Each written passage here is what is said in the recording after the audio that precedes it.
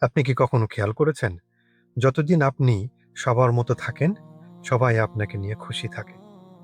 কিন্তু যেদিন আপনি কিছু নির্দিষ্ট নীতি বা প্রিন্সিপাল নিয়ে মাথা উঁচু করে দাঁড়াতে শুরু করেন, চারপাশ থেকে কথা আসতে শুরু করে।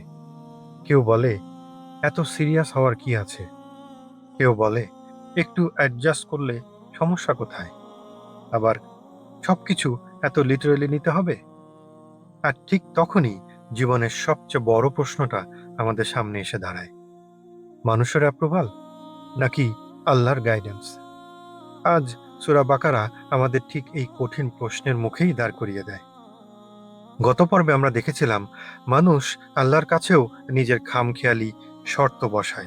তারা বলে, আর একটা সাইন এলে বিশ্বাস করব, আর একটা প্রমাণ পেলে বদলে যাব। কিন্তু আল্লাহ আমাদেরকে দেখিয়েছিলেন, সমস্যা আসলে সাইন বা প্রমাণের অভাব নয়, সমস্যা আসলে হৃদয়ের প্রস্তুতিতে। আজ আল্লাহ যেন আমাদের এর পরের ধাপটা শেখাচ্ছেন। আপনি যদি সত্যকে চিনেও ফেলেন, তবুও আপনার জীবনে একটা নতুন পরীক্ষা আসবে। আর সেটা হলো, আপনি কি সেই সত্যকে শক্ত করে আঁকড়ে ধরবেন, নাকি মানুষের সন্তুষ্টির জন্য একটু বদলে ফেলবেন? ১১৯ নম্বর আয়াতে আল্লাহ বলেন, ইন্না আরসালনা বিল হাক্কি বাসীরাও ওয়া নাযীরা। নিশ্চয়ই আমি আপনাকে প্রেরণ করেছি সত্যসহ সুসংবাদদাতা ও সতর্ককারী রূপে। সুবহানাল্লাহ। শুরুতেই আল্লাহ মিশন একদম ক্লিয়ার করে দিলেন। শব্দটি খেয়াল করুন, বিল হাক্কি, অর্থাৎ সত্য সহ। কোনো মানুষের ওপিনিয়ন না, সামাজিক কোনো ট্রেন্ড না, কিংবা মানুষের মুড অনুযায়ী বদলে যাওয়া কোনো মেসেজ না। এটা পরম সত্য। আর এই সত্যকে প্রচারের পদ্ধতি কি? বাসীরাও ওয়া নাযীরা। একদিকে সুসংবাদ, অন্যদিকে সতর্কতা। এটাই কোরআনের নিখুঁত ব্যালেন্স।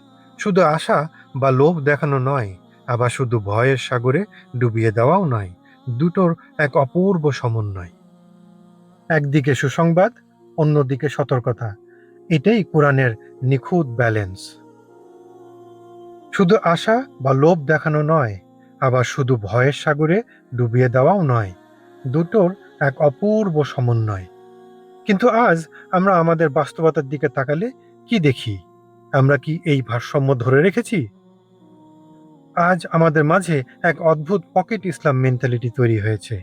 আমরা ইসলামকে আমাদের পকেটে থাকা একটা সুবিধাজনক ডিভাইসের মতো বানিয়ে ফেলেছি, যা কেবল নিজের প্রয়োজন এবং মুড অনুযায়ী ব্যবহার করি। যখন জান্নাতের পুরস্কার, আল্লাহর অফুরন্ত দয়া আর ক্ষমার কথা আসে, অর্থাৎ যখন আমরা বাসির বা সুসংবাদ শুনি, তখন আমরা খুব খুশি হই। আমরা বলি, আল্লাহ তো পরম দয়ালু, তিনি সব মাফ করে দেবেন। এই অংশটা আমরা খুব আনন্দের সাথে গ্রহণ করি। কিন্তু যখনই আল্লাহ সেই একই কিতাব আমাদেরকে হারাম ছাড়তে বলে, আমাদের লাইফস্টাইল বা অহংকারকে ভাঙতে সতর্ক করে, অর্থাৎ যখন নাজির বা সতর্কবাণী আমাদের সামনে আসে, তখন আমরা খুব সুন্দর করে চোখ ফিরিয়ে নিই এবং সেই অংশটা আমরা পকেটেই বন্দি করে রাখি। আমরা কি আসলেই আল্লাহর পুরো দিনকে মেনে নিয়েছি, নাকি স্রেফ একটা পকেট ইসলাম বানিয়ে ঘুরছি, যা সমাজ বা নিজের ইচ্ছার সাথে সংঘর্ষে জড়ালেই আমরা আড়াল করে ফেলি? সূরা বাকারার এই আয়াত আমাদেরকে মনে করিয়ে দেয়, সত্য কোনো ক্যাফেটেরিয়ার মেনু কার্ড নয়, যে এখান থেকে আমি আমার পছন্দের অংশটুকু নেব আর অপছন্দের অংশটুকু বাদ দিয়ে দেব। এরপরে আল্লাহ তাআলা বলছেন, ওয়ালা তুসআলু আন আসহাবিল জাহিম, এবং আপনাকে আগুনের অধিবাসী সম্পর্কে প্রশ্ন করা হবে না। কি আশ্চর্য এক সান্ত্বনা! নবীজি সাল্লাল্লাহু আলাইহি ওয়াসাল্লাম মানুষের হিদায়াতের চিন্তায় দিন-রাত অস্থির থাকতেন। মানুষের অবাধ্যতা তার ভেতরে কষ্ট দিত।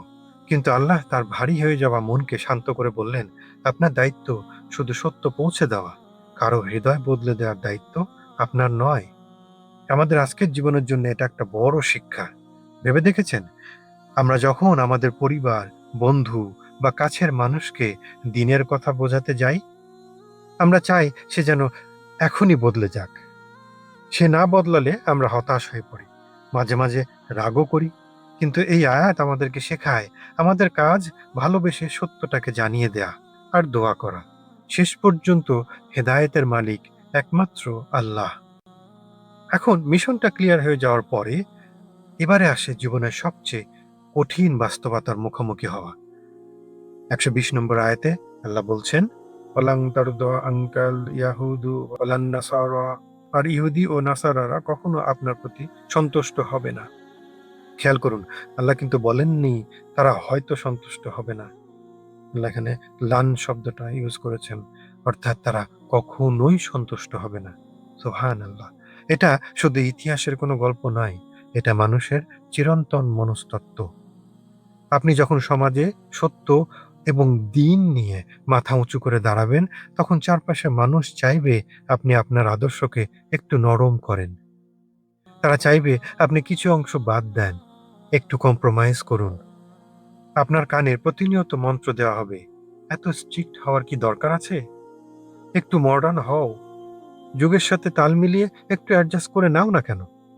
কিন্তু এই তীব্র সামাজিক চাপের মুখে দাঁড়িয়ে আল্লাহ আমাদেরকে চূড়ান্ত ঘোষণাটি তুলে দিয়েছেন, ইন্নাল হুদাল্লাহি হুয়াল হুদা।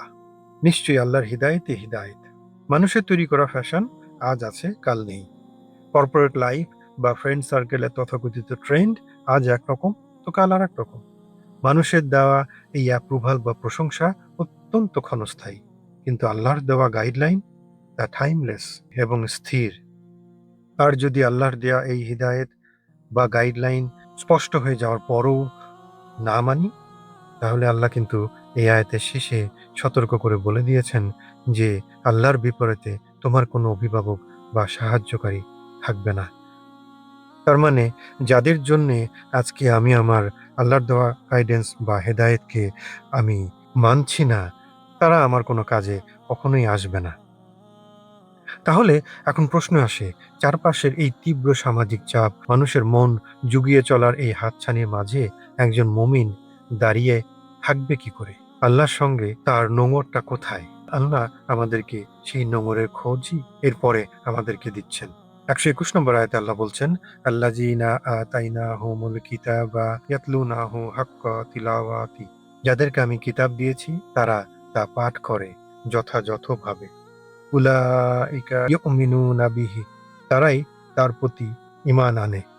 সুবহানাল্লাহ। এখানে আল্লাহ কিন্তু শুধু সুন্দর কণ্ঠে সুর করে পারফেক্ট তাজবিদের সাথে কোরআন পড়ার কথা বলছেন না, কিংবা না বুঝে শুধু কোরআন খতম করার কথা বলছেন না।